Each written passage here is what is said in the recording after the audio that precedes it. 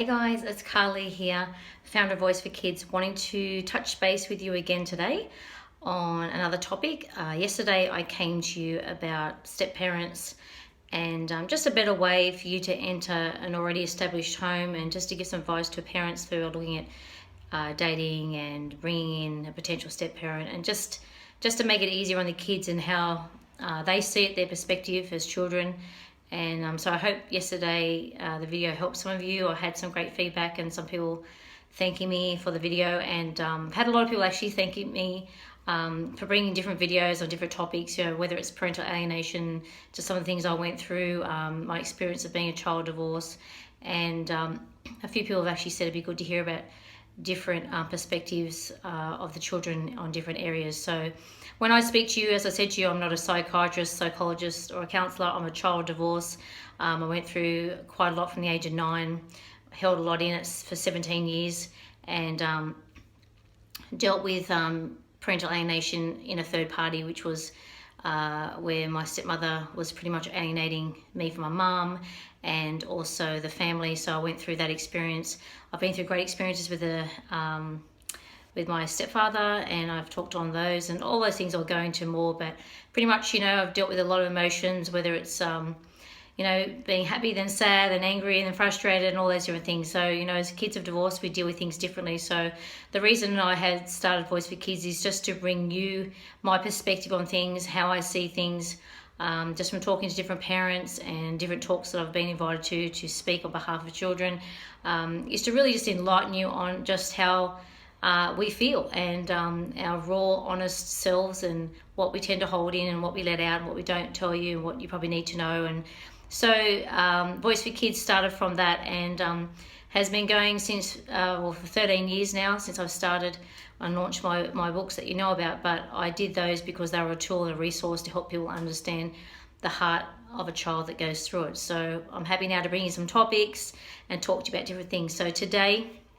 I just wanted to talk to parents who are at that point of probably looking at separating, or might have, or don't know how to talk to their kids about it, and just give you a bit of a perspective of how it makes it easier for the child to probably receive this kind of information.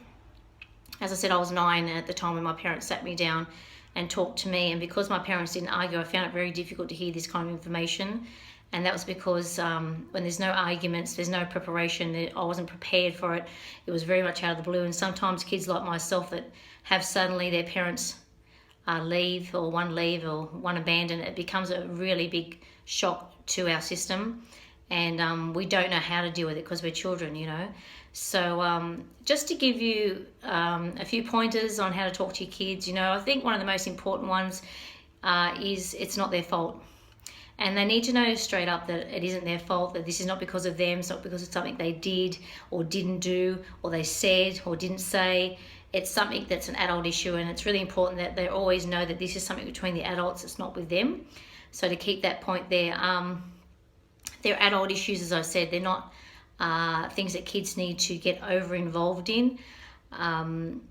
We as adults have to be responsible for our own feelings and how we handle it and how we talk about it. So, maturity has to play a part here. We don't need, the fighting and the arguing about how it's said and what she said or he didn't say. And they're so upset at the time, the kids, that, just going over it too much about why you're leaving him or her at the time, I don't think is really what they need to hear right at that moment. It's just really giving them an understanding of what's about to take place. I think it's important to be really open and honest with the kids about what's happened. Obviously, if it's something to do with domestic violence, or it's something to do with an affair or things like that, there's certain things you might have to refrain from over talking about, and it depends what age the children are. But even saying simple things like, mum and dad haven't been getting on for a while, which they might have already seen, and at the moment, we feel it's probably best that we just part. And it's nothing to do with you. As I said, it's not your fault, but we want you to know that this has nothing to do with you. We love you unconditionally, whether we're together or apart, and this is something that might be really hard for you. It's hard for us as well. And giving them that understanding that you've tried to work it out and you've tried to work through it, but it's just where you feel it's best for the family at the moment. Of course, the kids aren't going to think it's the best thing. It's not ever what they're going to think. But you just got to really be sensitive to their spirit and their needs. And, getting to the point where you're defaming the other parent and talking down about the other parent, I think I've said this in a few videos before, we are half our mother and half our father, half the DNA. So when you do defame that parent and put them down, you're defaming half of them. And, if they're always hearing that dad's a really bad dad, or they're always hearing that, oh, mum's not a good mum, they start to wonder if they're half bad, if there's something wrong with them. So you've got to be really careful how you talk about that other parent. I'm always trying to advise parents to lift up the other parent, even if that other parent's causing a lot of troubles, even if it's parental alienation, whatever the issue is that's going on in your separation. Don't talk down about that other parent. It's really not going to help the child. You've got to rise above and see the perspective of these kids and how they're going to see all this, because down the track, this becomes a little, it's like a little ball, and it snowballs into being a massive ball and becomes a massive issue, to the point where these kids don't know which way to think, who to believe. And I don't think they need to carry that. They don't need to carry a hatred towards another parent. They need to be able to be free to still love their parents, obviously individually separate if they've separated. But I think, defaming the other parent is it's a bit of a low life thing, I think. At the end of the day, you were with that partner for a certain amount of time. Obviously, you did love them. There was some kind of bond that you once had with them. And I think what you need to remember is, when you had that, that's what the kids still have. So just be really wary of that. When you're talking to them, another idea is to get into their world. If you find it's easier to sit the kids down together and talk to them, do that. Then go off and talk to them individually and get into their world. If you've got a daughter that really likes to do painting or something like that, and maybe sitting down and just having a paint with her and say, how do you feel about what we talked about yesterday? I want you to know that I know it's difficult and I feel upset about it, but I want you to know, if you want to talk to me, I'm here. I'm a listening ear. I don't want you to feel that you have to deal with this on your own.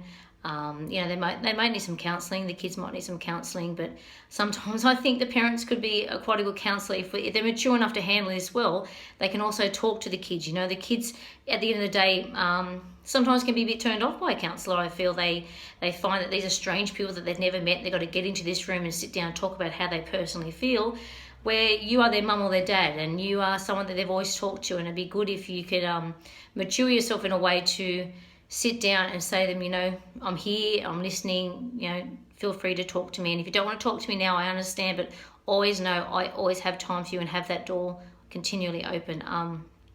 It's just checking on their emotions and how they're feeling, and making sure that they're understanding that you are open to discussion at any time. And eye contact, eye contact's a good thing. Let them have eye contact with you.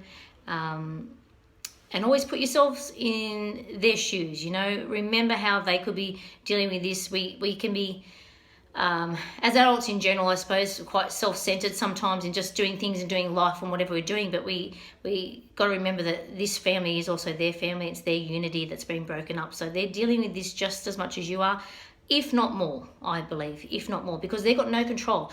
As a parent separate, you've got control. You work it out yourselves of what you're going to do and everything like that.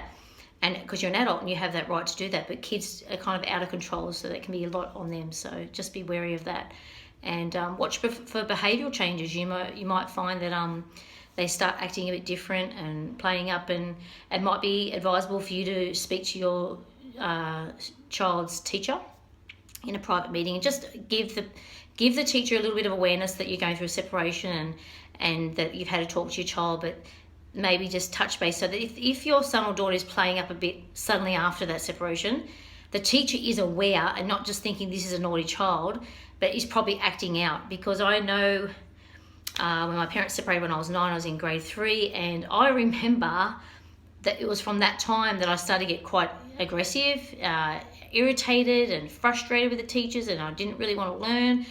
And I didn't realise till I was a lot older that remembering that year was the year that they separated, and I thought, wow, I was probably acting out, probably trying to get attention over how I was feeling, because at home I didn't talk about it. As I said, I bottled it up for 17 years. I didn't really communicate. I never went up to my mum and said, I'm really upset about this. When I was little, I never talked to my dad because I was too scared to see what his reaction would be. So I reacted from something that had happened inside of me. So I think it's good to maybe touch base with a teacher or a dance teacher or soccer trainer or whoever it is, just to give them a bit of insight that if, you know, if they're struggling at times, it's because they're going through this. So it's just informing people privately.